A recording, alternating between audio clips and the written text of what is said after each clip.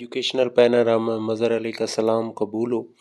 हम English grammar के इंतहाई मरबूत सिलसिले को आगे बढ़ा रहे हैं। जो एस्पायरेंट्स तरतीब के साथ लेक्चर सुनना चाहते हैं वो प्ले लिस्ट इंग्लिश लैंग्वेज में जाकर तरतीब के साथ लेक्चर सुन सकते हैं। आज का हमारा टॉपिक है एज़ इफ़। अच्छा, याद रहे कि एज़ इफ़ के बाद माज़ी बईद, क्योंकि इन चीज़ों का ताल्लुक माज़ी बईद से होता है और माज़ी बईद को इंग्लिश में पास्ट परफेक्ट टेंस कहा जाता है।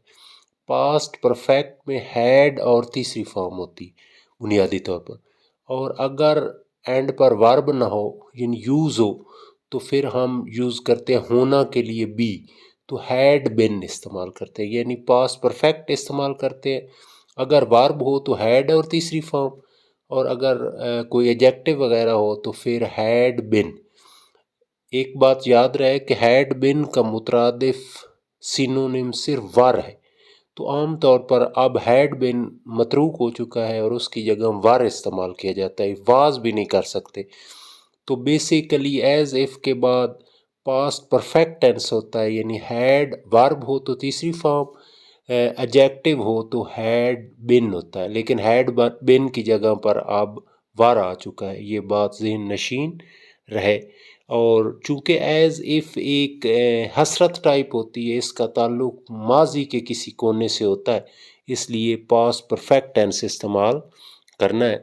तो उर्दू में ऐसे फ़िक्रे होते हैं, वो ऐसे चिल्लाया गोया के पागिल हो, तो इसमें गोया के आता है, क्या आता है, गोया के। और बनाने का तरीका ये होता है, पहला फ़िक्रा तो टेंस के मुताबिक बनाएंगे। एज इफ़ के बाद आपने पास्ट परफेक्ट टेंस यानी माजी बईद, अगर एडजेक्टिव हो तो हैड बिन, लेकिन उसकी जगह वर ज़्यादा यूज़ करना, और वैसे वर्ब हो तो फिर हैड और तीसरी फॉर्म इस्तेमाल करनी है।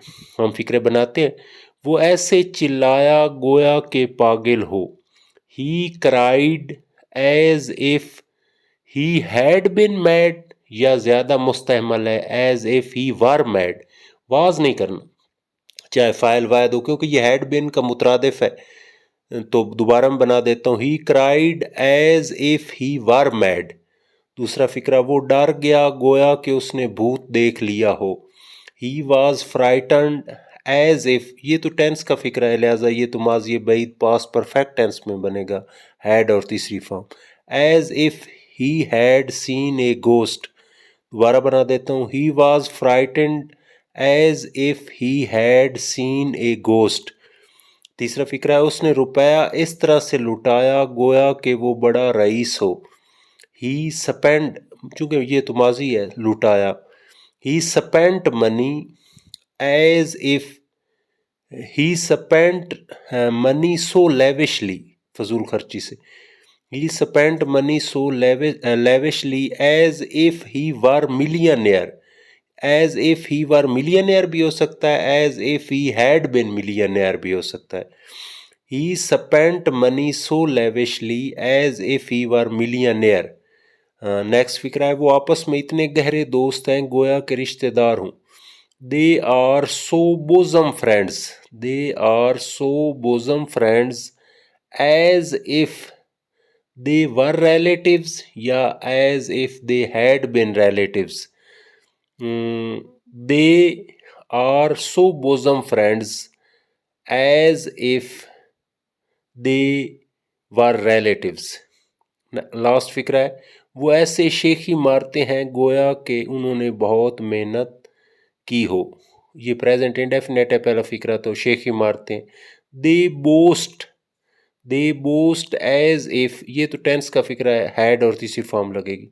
As if they had worked hard, as if they had worked hard.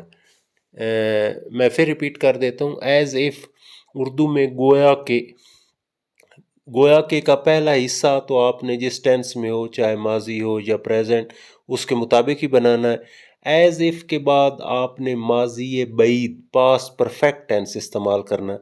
अगर टेंस हो तो हैड और तीसरी फॉर्म, और अगर एडजेक्टिव हो तो हैड बिन, बिन होना वाला, तो हैड बिन और वो एडजेक्टिव लगाते हैं। लेकिन हैड बिन का सिनोनिम है वर, तो सिर्फ वर इस्तेमाल करना है।